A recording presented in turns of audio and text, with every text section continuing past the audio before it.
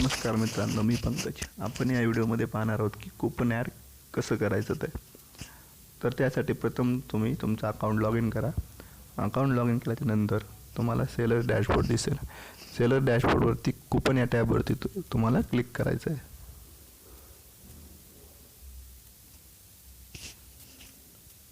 Coupon टॅबवरती click केल्याच्यानंतर add new कूपनवरती click करायचं आहे. जसं की तुम्ही इथं पाहताय, ऑलरेडी काही कूपन इथं ॲड केलेले आहेत. तर आपण आता नवीन कूपन करूया. त्यासाठी तुम्हाला ॲड न्यू कूपनवरती क्लिक करायचं आहे.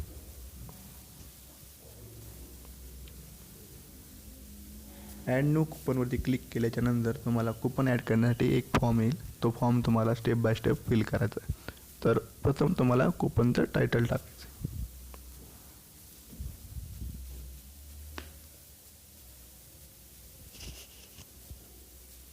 जर तुम्हाला कूपनबद्दल काही डिस्क्रिप्शन द्यायचं असेल तर ते सुद्धा तुम्ही इथं देऊ शकता.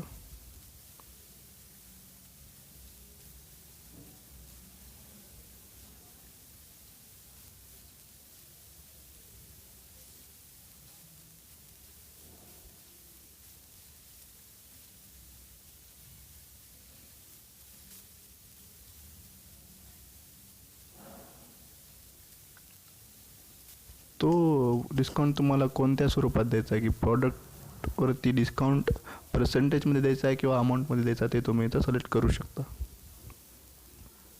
नंतर ती अमाऊंट तुम्हाला इथं टाकायची आहे, डिस्काउंट अमाऊंट.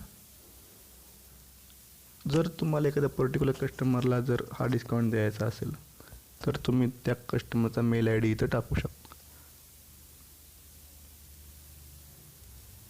आणि तो किती दिवसाकरिता हा डिस्काउंट असेल त्यासाठी तुम्ही त्याची एक्सपायरी डेटसुद्धा इथं टाकू शकता.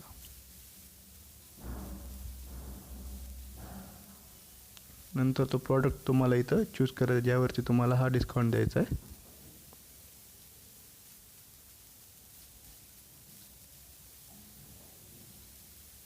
आणि नंतर क्रिएट कूपनवरती क्लिक करायचं आहे.